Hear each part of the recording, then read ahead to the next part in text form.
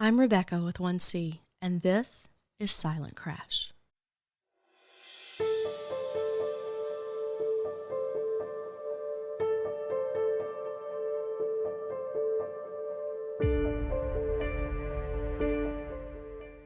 I just got home from 5 days in Michigan. The woman who is helping put me in touch with people for the show gifted me with a Snuggie and fuzzy socks on my first night. "You're going to need these," she said. She was not wrong. My South Florida self was not ready for 40 degrees and rain. While I was there, the first episode of this show released. By the time I stepped on the plane to come home 5 days later, you had helped push that episode into the top 10% of most listened to podcast episodes in the United States. When the people I spoke with learned that others were caring enough to hear them, to a person they smiled, and their shoulders sagged just a little bit in relief. Thank you. Thank you for being that relief and for equipping me with the news to share it. Your listening serves another purpose. I asked the no-fault law expert, attorney George Sinus, what he thinks is the most effective way to get relief for the people of Michigan from PA 21 and 22. I'm pleased that through efforts like you and your show, light is shining on the problem. And light is necessary. You're not going to ever fix this thing without a lot of light being reflected. But you know what? Ultimately, the light's got to turn to heat. And if the light doesn't beget the heat, we're going to be talking about this again next year. After spending the week with patients and families impacted by PA 21 and PA 22, I desperately hope we are not still talking about this next year. This is the first piece of media I have ever made in 17 years in entertainment whose reason for existence I sincerely hope goes away. I told you in episode 1 that I'm still sussing out the how and why behind the passage of PA 21 and PA 22. There is a story lurking beneath the surface. I can sense it. I spent the days in Michigan meeting with person after person. Each evening as I lay in my hotel bed, the echo of their words swirled together in my mind. I could close my eyes and see the characters, the people involved in this, being drafted or drawn into the tale.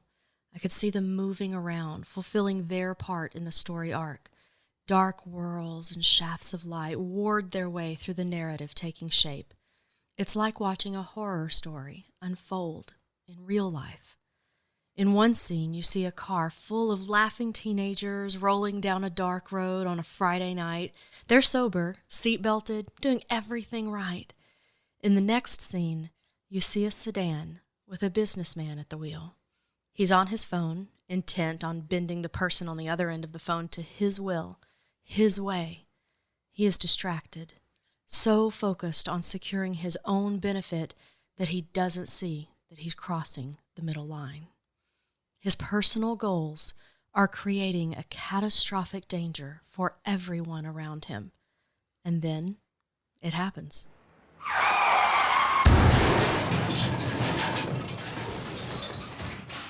That's Michigan right now. And I'm beginning to grasp the story of why.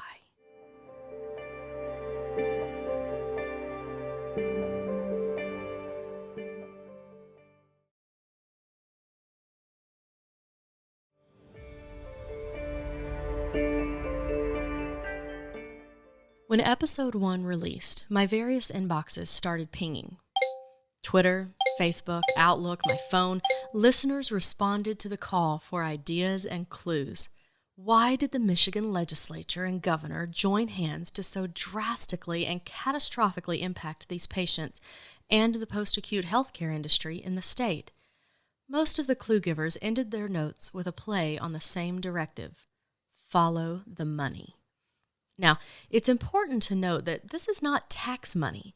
It is not money that only belongs to the 18,000 catastrophic car accident survivors in Michigan. The $23 billion in the fund that specifically exists to care for catastrophic car accident survivors in Michigan, that money, it came from Michigan drivers, all of them. Every person who bought car insurance paid a little extra each year. usually around $200, to keep that fund going. It is such a good concept. The idea was for everyone to pay a little bit in so that everyone who needed care got care. The more I see that fund in action, the greater my respect for Michigan citizens grows. Take, for instance, this woman. Okay, so I'm Tricia Smith, and my son is Jacob. He's the one that's been impacted. Oh, and we're from Holly. Tricia is a beautiful woman whom I would never assume had a 23-year-old son, much less triplets and another child.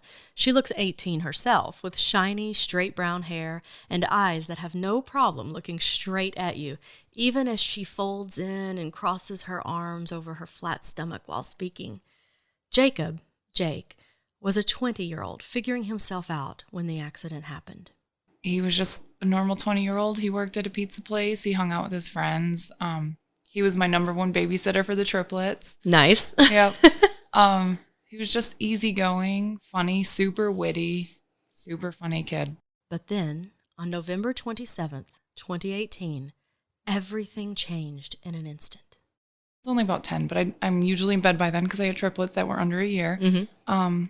I don't usually check my phone at night because it distracts me and then I can't go to sleep. Mm-hmm. But for some reason, I checked my phone and saw I had a missed call from Jake's girlfriend, which I thought was really weird. She never calls me.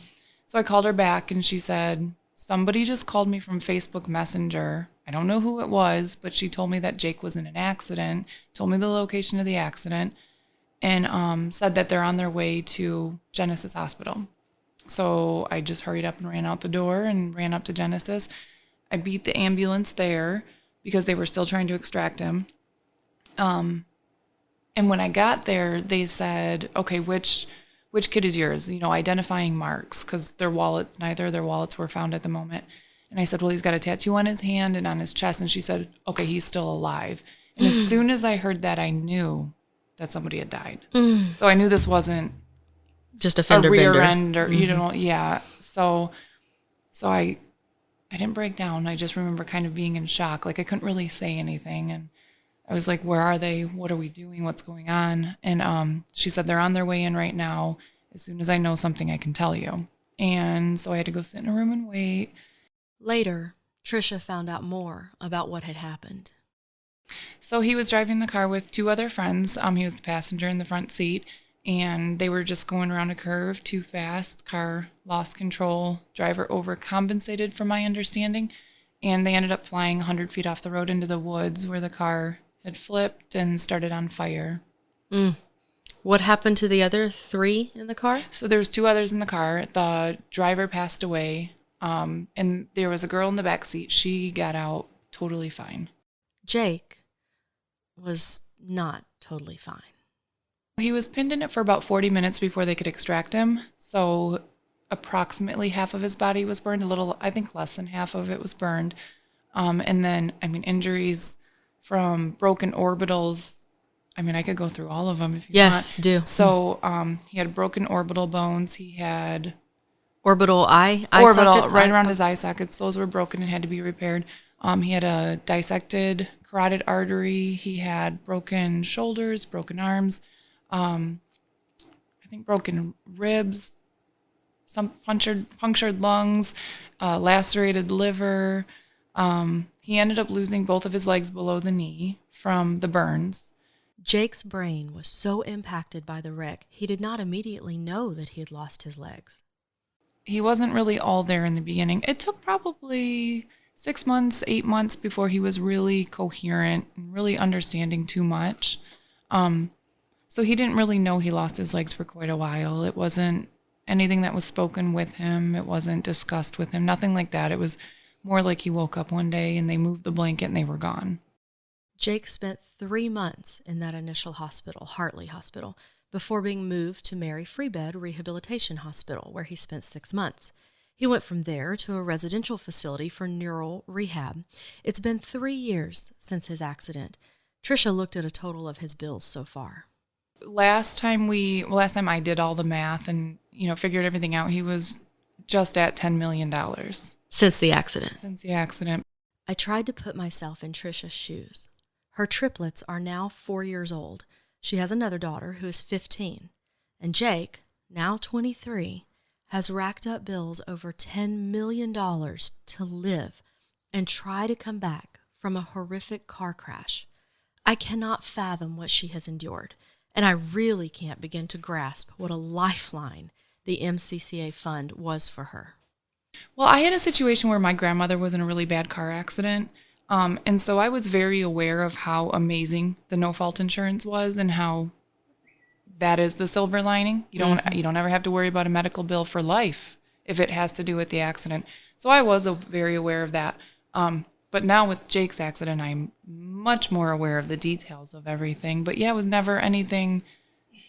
I mean, I worried about him and his well-being, but I knew that the bills would always be taken care of for his medical bills. Yeah, you weren't going to be in a situation where he needed something that would benefit him and you'd have to say no for money. Yeah, even like, he needs a wheelchair. He needs, he has to wear like special molds on his hands and stuff to keep them open. I knew if he ever needed new molds, he would get those, and just anything to do with it, things that you don't think about before your kid is in this situation. It blew me away to see this beautiful, serene woman sitting on a couch, recounting circumstances that would lay any woman low. Jake hadn't yet come home, but Tricia was hopeful they were heading in that direction until the changes were made to auto no fault. Remember that there are two parts to the reform that are killing car accident patients. One is the cut in attendant care pay to 56 hours a week. It had been unlimited. The other is the 45% across-the-board cut in pay for post-acute care. I asked Tricia if those cuts are impacting Jake. Absolutely. He had to leave his rehab facility, his neuro rehab facility. They couldn't afford to keep him because they were only going to get paid half of what they previously were.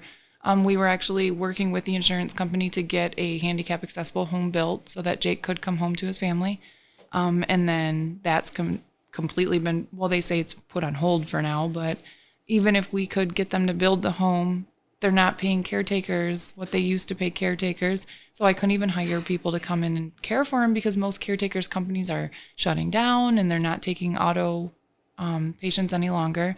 So, I mean, the idea of him ever coming home is a very small plan at this point. I had been told by others that the number of beds available in the state for residential care is at crisis scarcity. The state does not have the infrastructure in place to suddenly take in a bunch of catastrophic car accident patients whose current facilities are closing due to the cuts in pay or who are losing in-home care due to the cuts in pay. The beds just aren't there for them.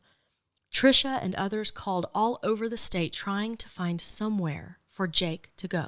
So he's at a new facility now. This facility that he's at now, I don't know what it's like categorized as, but it's pretty much senior citizens. It's like a nursing home. Yeah. Yep, it was the only place that would take him, and we literally found the place the day before he officially had to leave his facility. So if we had not found them, we would have had to send him to the emergency room because we had nowhere else that could medically handle him. Can they medically handle him at this nursing home? They're doing a very, very good job. They're definitely going out on a limb more for him than they normally would for a new intake patient. They're doing everything in their power possible. But the thing is that with him being quadriplegic, he had one-on-one care 24 hours a day. Even for stuff like the caretakers would just come and watch movies with him and pause the movie when it needed to be paused and hand him a drink while they're watching the movie. But that was, getting him his life back that he lost due to the accident. Now he doesn't have that. Now he's on mandatory hour checks. He doesn't have people to come hang out with him. He doesn't have, they come in, they feed him his meal, they leave, and they come back when it's medicine time or it's been an hour, so they check on him. But that's all they're equipped to do. Jake moved into that facility in September. For a full month, he did not have the occupational, speech, and physical therapies that he had been receiving. Tricia watched Jake regress. His fingers began curling up again. Atrophy started setting in. And then the cascading problem that comes from being forced into a facility that isn't set up for catastrophic car accident patients came. Jake had a problem they couldn't address. They had to call an ambulance. See, in his previous facility, the medical personnel on staff would have been able to address the issue, but Jake's in basically a nursing home now. He's 23. He's not an old man finishing out his life. Palliative care is not what he needs. Rehabilitative care is what he needs. And when his injuries inevitably experience a complication, acute medical care is required. So right now, he got transported by ambulance. Mm-hmm. He's at the hospital. Correct. Yeah, it's a lot of money. Money that did not have to be spent. A hospital visit that did not have to be made under the old system.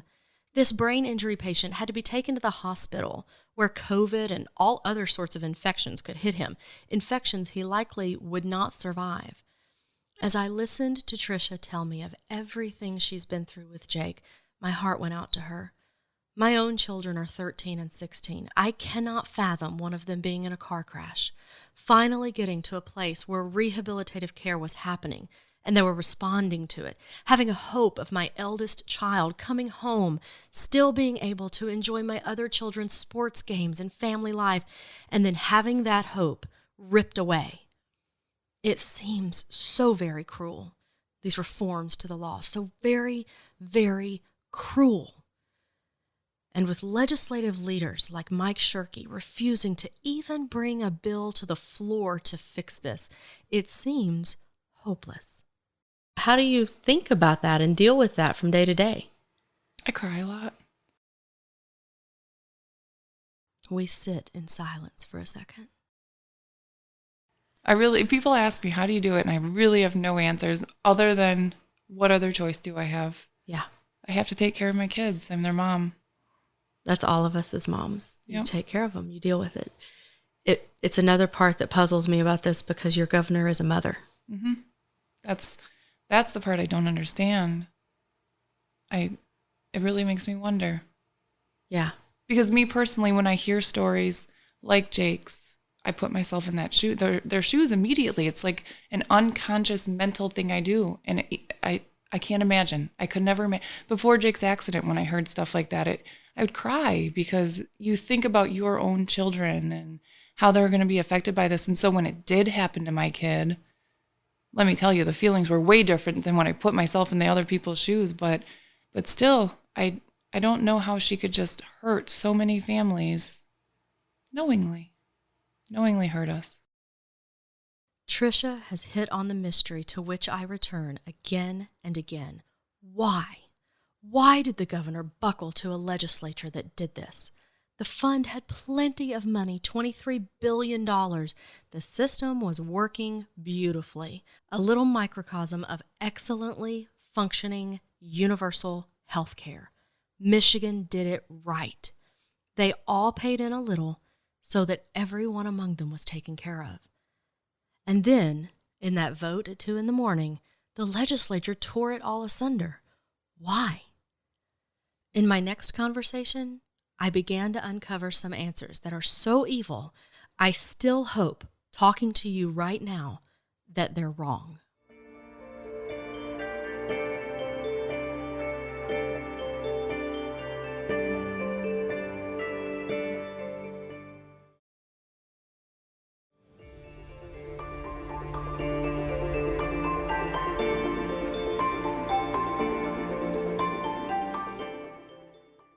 As we were finishing up this episode, the news broke that Governor Whitmer announced her desire that $5 billion of the MCCA fund's $23 billion, quote, should be put in people's pockets immediately with a refund check.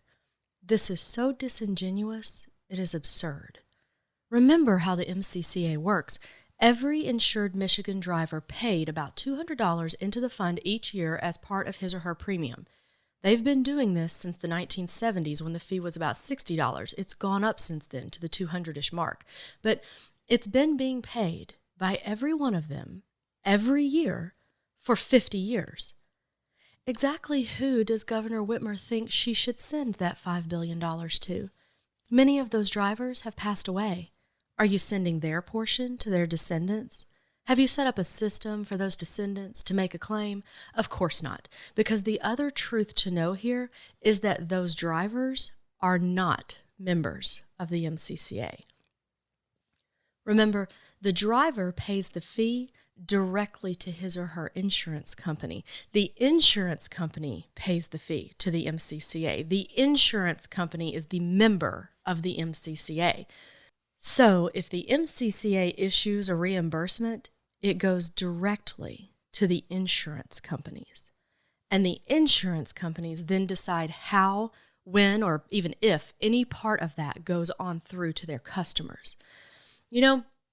2 weeks ago, as I kept asking people why Governor Whitmer wasn't calling for a fix to this awful reform she signed, I was told she was waiting until 2022. What would happen in 2022, I asked. Well, that was when the MCCA would issue a reimbursement of some sort to the insurance companies. That would let them lower premiums for a year without actually affecting their bottom line. Many Michigan drivers would have no idea of what was going on in the background. They'd just see their premium go down, hear the spin of the auto no-fault reform being responsible, and be happy. I guess this podcast and the work of others on this issue bumped up their timeline. Thanks for listening. Rather than waiting until 2022, Governor Whitmer just called for a $5 billion reimbursement today. But make no mistake here, Michiganders, that's not $5 billion to you, even though you are the one who paid that $5 billion, you and your fellow Michiganders over the past 50 years. No, that money is going to your insurance company, and your insurance company might very well use it to lower your premium for 1 year. Just long enough for you to vote for the people whose campaigns they're funding. But now you know better. It's like all those people have been messaging me. Follow the money.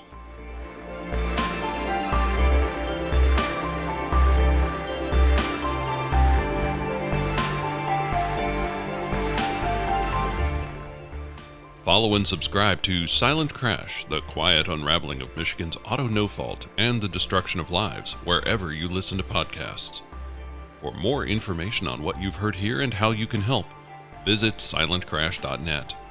Silent Crash is a production of the 1C Story Network. The show is written by Rebecca Seitz and produced by her and Rebecca Bond Tucker. Post-production services by Zischer LLC. This show is supported by the generous donations of concerned individuals via the Silent Crash GoFundMe effort. Learn more about the 1C Story Network at just1c.com. That's JUSTONEC.com.